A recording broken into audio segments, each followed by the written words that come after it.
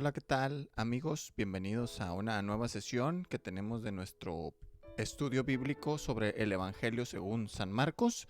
En esta ocasión nos corresponde estudiar lo que se conoce como la tentación de Jesús. Quienes hablan, Johnny Rodríguez, un placer estar con ustedes, saludarles y dar comienzo a nuestro estudio del Evangelio según San Marcos.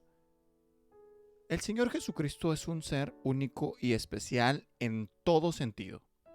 El teólogo estadounidense, de hecho, según se dice, el más grande teólogo de ese país del siglo XVIII, el señor Jonathan Edwards, lo describió al Señor Jesucristo como una admirable conjunción de diversas excelencias. Reflexionar acerca de Cristo Jesús en todas las facetas de su perfecta persona es algo extraordinario, es algo exquisito, es algo sumamente jugoso en gran manera. No hay temor en exagerar en este sentido porque el Señor Jesucristo bien lo vale en todas sus facetas. No hay en él alguna cualidad o característica que sea menos admirable y digna de consideración que otra. Da igual que uno examine su brazo omnipotente que saca a un hombre que se estaba hundiendo en el mar, vean Mateo 14 del 22 al 33, o la misma o una escena similar viéndolo al Señor con su tierna forma de tocar a un leproso para sanarle de su enfermedad, en Mateo 8 del 1 al 4. No importa qué parte veamos, es igualmente asombroso. El puritano del siglo XVII, Thomas Watson, en su libro La hermosura de Cristo, escribió lo siguiente: sí, todo él es codiciable. Es como si dijera: ¿qué debo hacer para describir a Cristo, para expresarlo en su plenitud? Su cabeza de oro, sus ojos como de paloma, sus manos como anillos de oro engastados en jacintos, su cuerpo como claro marfil cubierto de zafiros y todo lo demás. ¡Ay, qué es esto! ¿Qué es todo esto que he estado diciendo acerca de Cristo? Cuán estéril es mi descripción y qué torpes son mis expresiones. Cualquier cosa que haya dicho de él cae infinitamente por debajo de su valor, pero afirmo que todo él es codiciable. Es un comentario, fin de la cita, es un comentario del pasaje de Cantar de los Cantares, capítulo 5, versículo 16. Tratar de hablar de las diversas excelencias de Jesús es como tener a un niño pequeño tratando de explicar la teoría de la relatividad de Einstein, por ejemplo. Y pese a ello, el alma que ha sido cautivada por la belleza de Cristo trata de adorarlo y de describirlo y de proclamarlo de la mejor manera que le sea posible. Uno queda fascinado con el Señor. Fascinado, enamorado, emocionado, ¿no?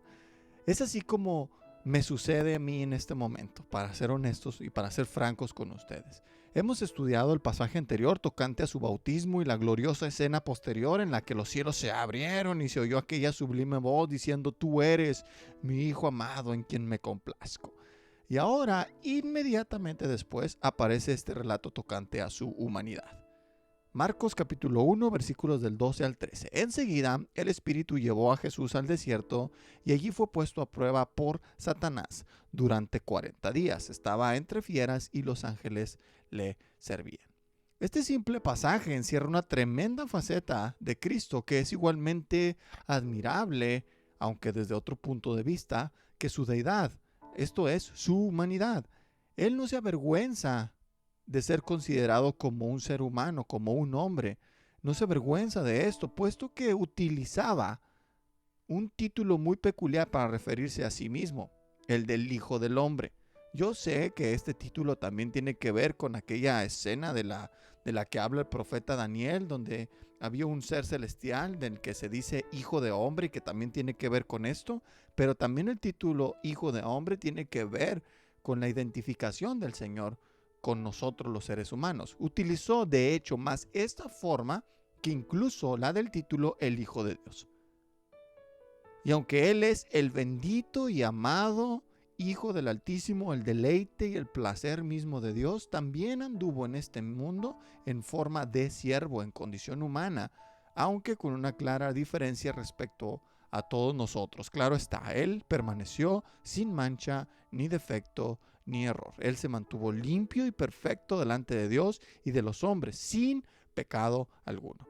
Y para que no quedara duda de que Él había venido en carne, en completa semejanza de los hombres, experimentó las más grandes pruebas y las más difíciles tentaciones de las que nadie jamás hubiera salido vencedor. Nadie jamás pudo haber salido vencedor como lo fue el Señor Jesucristo frente a cada tentación, frente a cada prueba, frente a cada tribulación. El texto presenta un resumen, exagerado resumen, de hecho, solo en 2 versículos, de los eventos narrados y descritos más ampliamente en los evangelios de Mateo y de Lucas, ambos en sus capítulos 4, pero Mateo dedica de los versículos 1 al 11 y Lucas lo hace de los versículos del 1 al 13. Y constituye toda esta historia o toda esta narrativa lo que comúnmente se denomina como la tentación de Jesús. Abordaremos en este día el tema de la siguiente manera. Primero, la dirección con que el Espíritu guía a Jesús hacia el desierto. Eso es algo muy interesante que vamos a tratar de describir brevemente, y luego vamos a pasar a lo que se describe como el ayuno de los 40 días y las 40 noches, junto con la inherente tentación con la que el diablo vino a atacar al Señor Jesucristo, para cerrar al último con la manera en la que Él venció, cómo Él enfrentó cada una de las acechanzas con que fue atacado. Así que vamos pues al versículo 12, donde dice: enseguida el Espíritu llevó a Jesús al desierto. A manera de paréntesis, me gustaría comentar que nos vamos a basar en el Evangelio de Mateo para profundizar en los detalles que aquí en Marcos no se nos menciona con claridad. Es igualmente válido si ustedes van al relato de Lucas, dicen exactamente lo mismo, pero vamos a basarnos en Mateo por elegir uno de los dos, ¿no? Pero es a manera de comentario, nada más. Bien, el Espíritu Santo fue quien guió a Jesús al desierto. Quiero que noten esto porque es muy importante. El Señor no se dirigió hacia ese lugar por su propia cuenta, sino que fue providencialmente llevado allí con un propósito definido. El Señor se sometió voluntariamente a las órdenes del Padre desde los cielos y estuvo siempre dispuesto a ir a cualquier sitio donde el Espíritu lo moviera. Si el Espíritu decía que iba a la ciudad se iba a dirigir. Si el Espíritu Santo le decía que se quedara en una aldea, ahí se quedaba. Si el Espíritu lo movía hacia el desierto, como es este caso, allá es a donde tenía que ir. Sin importar el riesgo o sus intereses personales, el Señor Jesús siempre obedeció todos los requerimientos que de lo alto le fueron impuestos. Aquí tenemos un aspecto muy hermoso de Cristo, y por el cual los suyos, nosotros, los que creemos en Él, le admiramos en grado superlativo: su condición de siervo. Eso es algo que nos asombra un chorro, así, de una manera que nos deja sin palabras. Su sumisión incondicional, su abnegación ilimitada y su obediencia hasta la muerte constituyen un adorno muy glorioso a su perfecta persona. Tal vez alguien piense que esto es una exageración, pero a la luz de las demandas que Dios estableció para su pueblo, notaremos que estos aspectos de la conducta de Jesús fue precisamente lo que Dios siempre esperó de su pueblo en el Antiguo Testamento, quiero decir, tal como se puede ver en los siguientes pasajes. Por ejemplo, en Deuteronomio capítulo 10, versículos 12 al 13, leemos que: y ahora, Israel, ¿qué es lo que el Señor tu Dios pide de ti? Solamente que temas al Señor tu Dios, que vayas por todos sus caminos y que ames y sirvas al Señor tu Dios con todo tu corazón y con toda tu mente, que cumplas sus mandamientos y estatutos, los cuales hoy te ordeno cumplir, para que tengas prosperidad.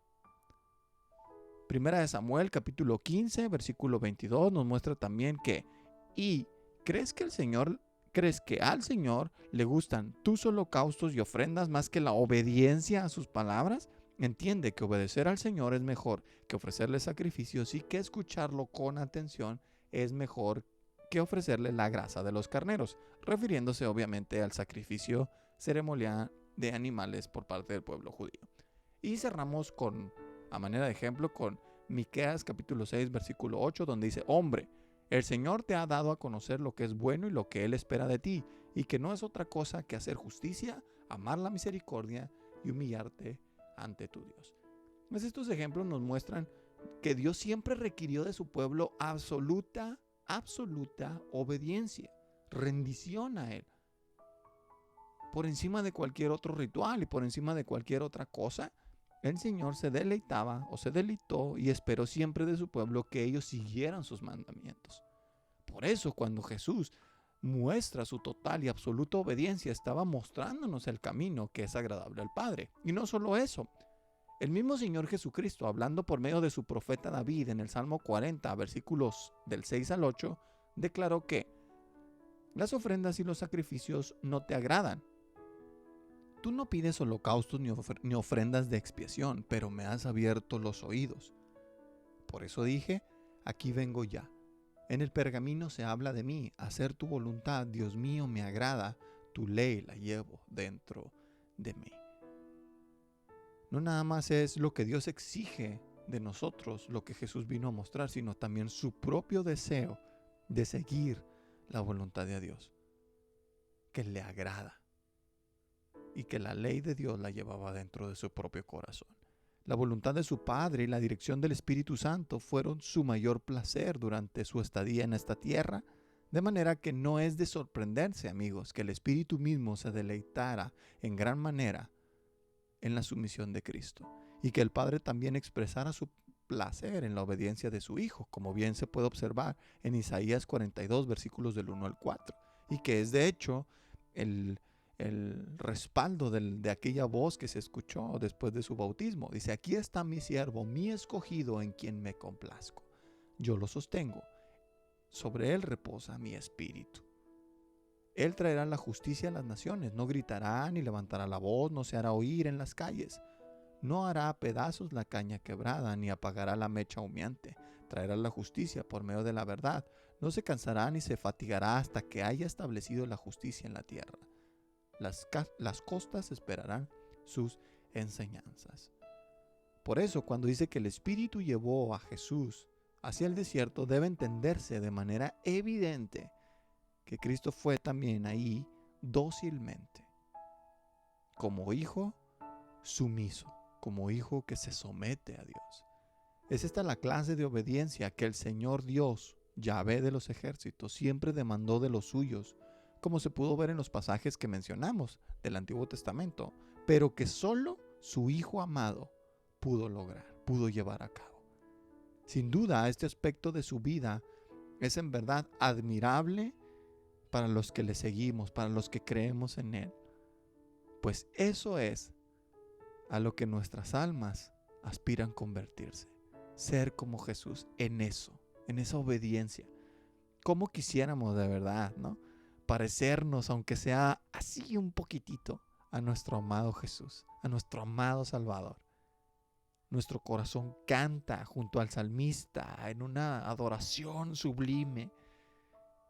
En el Salmo 45, versículo 2, eres el más hermoso de los hijos de los hombres, la gracia mana de tus labios, por eso Dios te ha bendecido para siempre. Y pasando al versículo 13 de Marcos 1, dice, y allí fue puesto a prueba por Satanás durante 40 días. Estaba entre las fieras y los ángeles lo servían. En el desierto Jesús fue puesto a prueba y sometido a tentación por el diablo mismo. Mateo y Lucas, ambos en el capítulo 4, versículo 2, dicen que durante esos 40 días él ayunó. Pasó todo ese tiempo sin comer algo en absoluto. Esto nos pone un poco más en contexto y nos da una perspectiva más completa de la escena.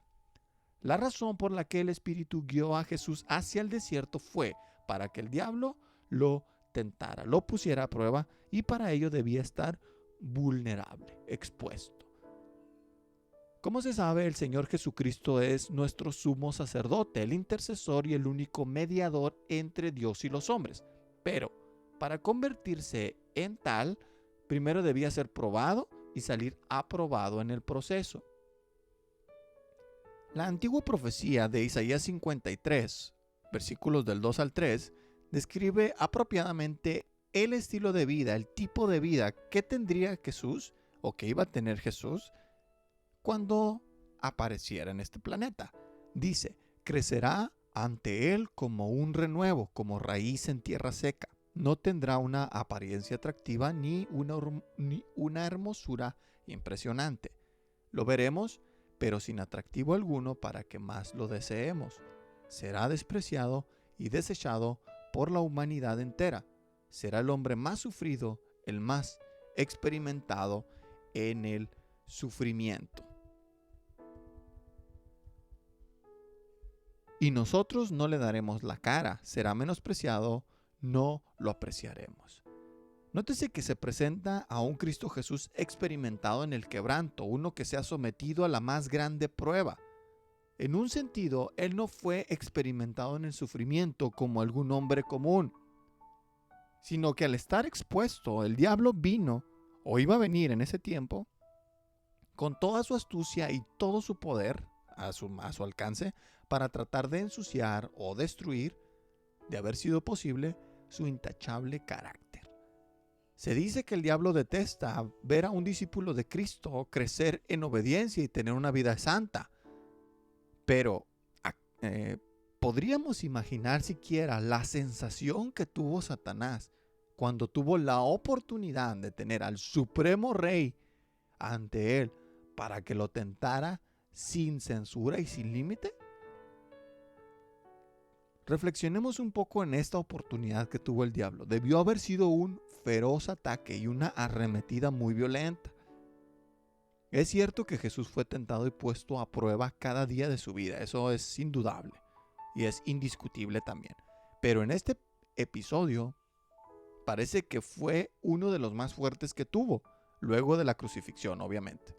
Marcos no nos da ningún detalle del tipo de tentación con que el diablo se presentó en aquel momento, pero Mateo y Lucas concuerdan ambos en que fue en tres aspectos sobresalientes.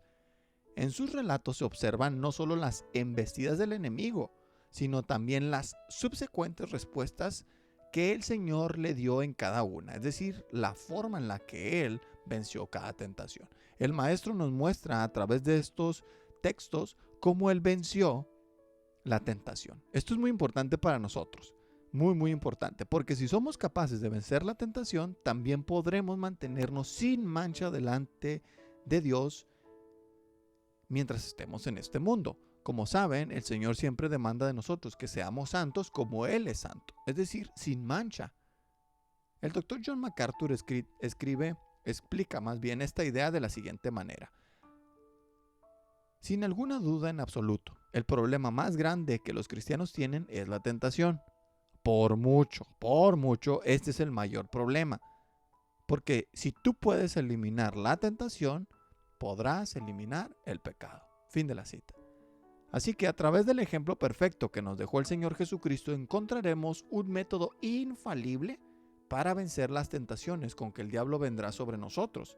Y así estaremos muy lejos del pecado, o más lejos del pecado, y como consecuencia iremos camino hacia una vida más sagrada, consagrada, entregada a Dios. Mateo capítulo 4, versículo 2 dice que después de los 40 días de ayuno, el Señor tuvo hambre.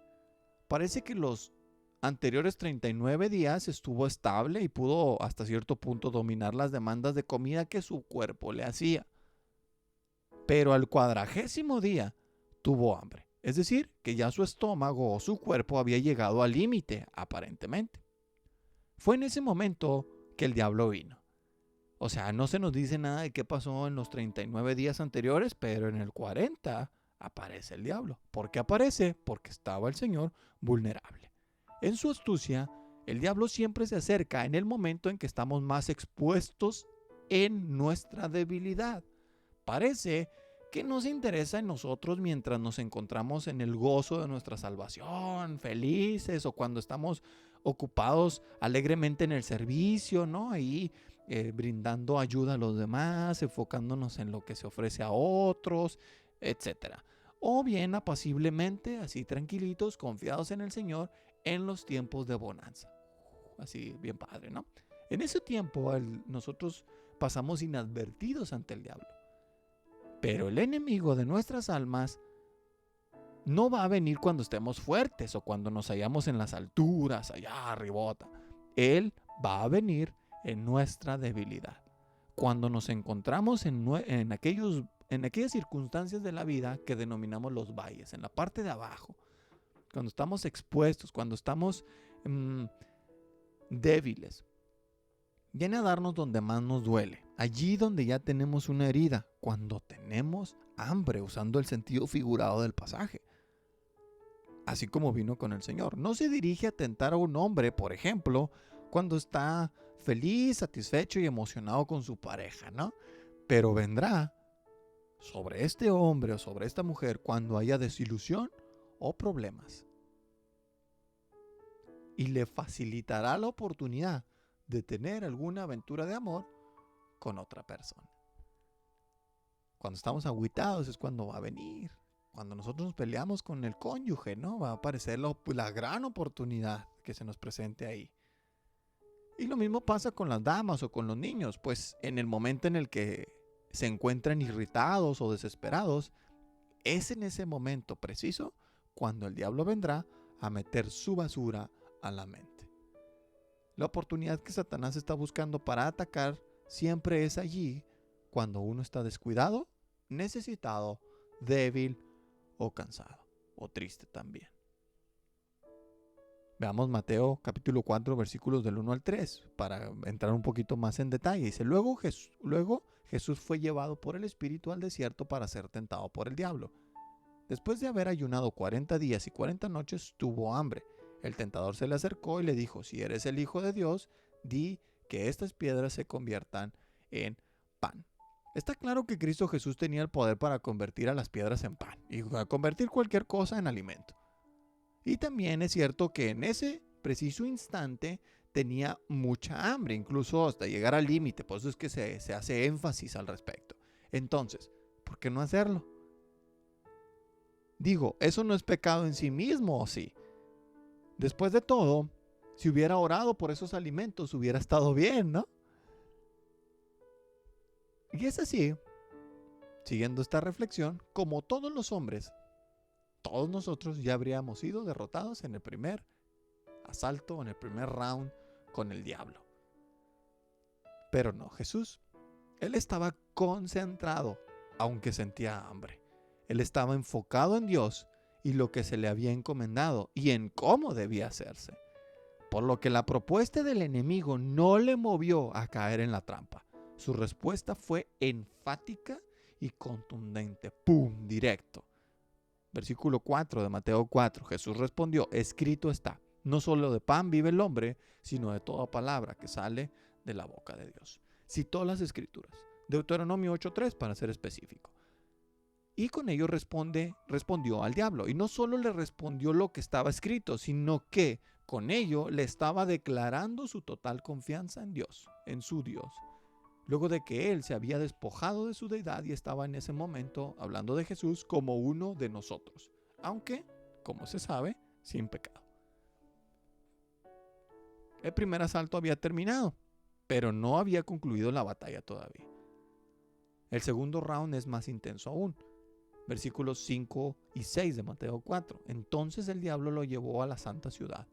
Lo puso sobre la parte más alta del templo y le dijo, si eres hijo de Dios, lánzate hacia abajo, porque escrito está, a sus ángeles mandará alrededor de ti y también en sus manos te sostendrán para que no tropieces en piedra alguna. Está citando el diablo literalmente el Salmo 91 en la parte final. En esta ocasión no se trataba del poder intrínseco propio de Jesús para convertir a las piedras en pan y satisfacer con ello una necesidad de su cuerpo, o sea, su hambre. En este momento el ataque se centró en retar a Jesús para que Dios, o sea, para llevarlo a que le dijera a Dios, Jesús, a que hiciera un milagro en lugar de él. No parece peligrosa esta provocación del diablo, hasta que se observa su astucia en querer que se tome la palabra de Dios, el nombre de Dios, para algo personal. Fíjense bien en esto, el diablo es tan vil y tramposo que usa la bendita palabra de Dios, el nombre mismo de Dios, para desviarnos de la verdadera voluntad divina y llevarnos a pecar. Él sabe que creemos que las escrituras son la verdad y por ende busca sacar algún texto de contexto para que tengamos un pretexto y llevarnos a pecar, o para que nos satisfagamos a nosotros mismos o tomar placer en ello, o peor aún, para poner a Dios a nuestra disposición. El Señor Jesucristo identificó perfectamente esto y contestó con las escrituras mismas que el pasaje estaba mal utilizado, por lo que expuso el verdadero significado de la propuesta. Mateo 4:7 dice, Jesús le dijo, también está escrito, no tentarás al Señor tu Dios. Es decir, dejó en evidencia al diablo, te estoy descubriendo tu verdadera y tu cochina intención. No vas a tentar al Señor tu Dios. Satanás quería que Jesús pusiera a prueba al Padre. Para nosotros eso no parecería pecaminoso, pero Jesús conocía tanto la voluntad del Padre como la perspicacia del diablo, por lo que su respuesta, otra vez, dejó en evidencia que él iba a ir por el camino trazado desde lo alto y permanecería confiado en Dios hasta la muerte misma. ¿Cómo sucedería después? Es interesante y a la vez lamentable que nosotros no podamos identificarlas muchas veces, que somos manipulados por el diablo, por el enemigo, para tentar a Dios o ponerlo a prueba con nuestros caprichos, incluso justificando nuestras acciones, y esto me impacta, con algunos versículos fuera de su contexto y significado. A veces nuestras acciones se podría decir que son bíblicamente antibíblicas. Así de ridículos nos vemos. Así. O sea, esta idea nos lleva a tomar un versículo para apoyar una cierta conducta egoísta o pecaminosa, afirmando, hasta con cierta presunción, ¿esto es bíblico? ¿Esto es bíblico? Pero si fuéramos honestos, la verdad, diríamos que no es otra cosa más que una conducta fuera de la verdad central de la Biblia, pese a que fue sacado de ahí. Así de bajo caemos y así de bajo nos hace, nos provoca que caigamos el diablo, ¿no? Esa es una obra de Satanás y nosotros le seguimos el juego. Como consecuencia, estamos ensuciando la preciosa palabra de Dios con nuestras propias manos al tomarla como excusa u ocasión para el pecado o para la carne, para la naturaleza pecaminosa. Básicamente, lo que estamos haciendo con esto es asfixiar y ahogar la voz de la conciencia que está ahí diciéndonos que algo está mal, pero con la misma Biblia la ahogamos. ¡Wow! Para fallarle a Dios y estar sin remordimiento. El diablo nos está haciendo pedazos machín, cañón, y ni siquiera lo notamos. Cuidado de veras con tentar o poner a prueba al Dios Santo, porque Él es un fuego consumidor. El diablo sabe esto precisamente y por ello continúa trabajando con el mismo método. Pues le ha funcionado tantos años. Pero esto no había sido todo. A Satanás aún le quedaba un as bajo la manga en su enfrentamiento con el Señor. El último intento por destruir a Cristo por parte del tentador fue este. De nuevo, versículos 8 y 9 de Mateo 4. De nuevo el diablo lo llevó a un monte alto. Allí le mostró todos los reinos del mundo y sus riquezas y le dijo, todo esto te daré si te arrodillas delante de mí y me adoras. Descarada propuesta, ¿no? La intención con esto es que a través de la codicia y poder y la gloria temporales, el Hijo de Dios adorara al diablo en lugar de hacerlo a su Padre. Hasta parece ridículo, ¿no? Veamos la respuesta del Señor en Mateo 4:10. Dice, entonces Jesús le dijo, vete, Satanás, porque escrito está, al Señor tu Dios adorarás y a Él solo servirás. Parece hasta obvio que todos hubiéramos hecho lo mismo que Jesús. Esto es, preferir a Dios antes que al diablo. Es cierto, claro, si nosotros siempre pudiéramos mirar a ambos y compararlos entre sí, es decir, al diablo y a Dios, poner a Dios de un lado y al diablo del otro de la balanza y pesarlo, obviamente elegiríamos a Dios. Digo, ¿quién en su sano juicio preferiría al ladrón, asesino y al destructor de la humanidad por encima del dador de la vida y de todo lo bueno que existe? Sin embargo, al considerar los caminos que nos llevan a cada uno, la cosa cambia. Para encontrar a Dios se nos pide que nos neguemos a nosotros mismos y le sigamos incondicionalmente, es decir, tomar la cruz y seguirlo. Para ir con el diablo, el camino sugiere riquezas, placeres y autorrealización. Mínimo placeres. Considerando lo antes dicho, parece que el ataque es más fuerte de lo que aparentaba. Tal vez para el precioso Hijo de Dios esto nunca fue siquiera una posibilidad, o sea, no cupo en su mente tal vez. Pero para el resto de nosotros la elección constituye un verdadero sudar y sangrar del alma. ¿Para qué nos hacemos? Queremos a Dios y al pecado. En lo más profundo de nuestro ser queremos estar bien con Dios, pero abrazar al mismo tiempo el pecado.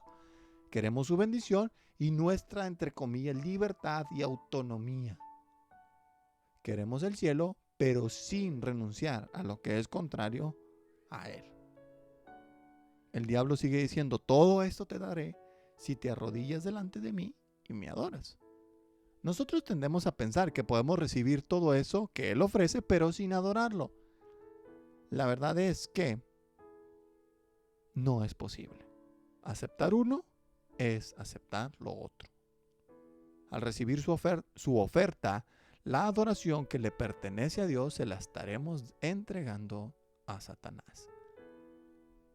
Terminamos siendo seguidores del diablo tan solo por deleitarnos en los placeres temporales del pecado.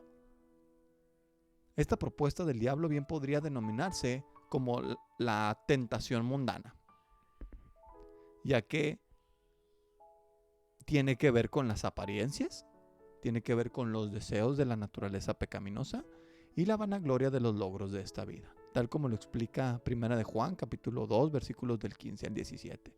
Dice, no amen al mundo ni las cosas que están en el mundo. Si alguno ama al mundo, el amor del Padre no está en él, porque todo lo que hay en el mundo, es decir, los deseos de la carne, los deseos de los ojos y la vanagloria de la vida, no proviene del Padre, sino del mundo. El mundo y sus deseos pasan, pero el que hace la voluntad de Dios permanece para siempre. Y lo peor de todo es que no vemos que estamos perdiendo la batalla porque estamos enfocados en estas cosas.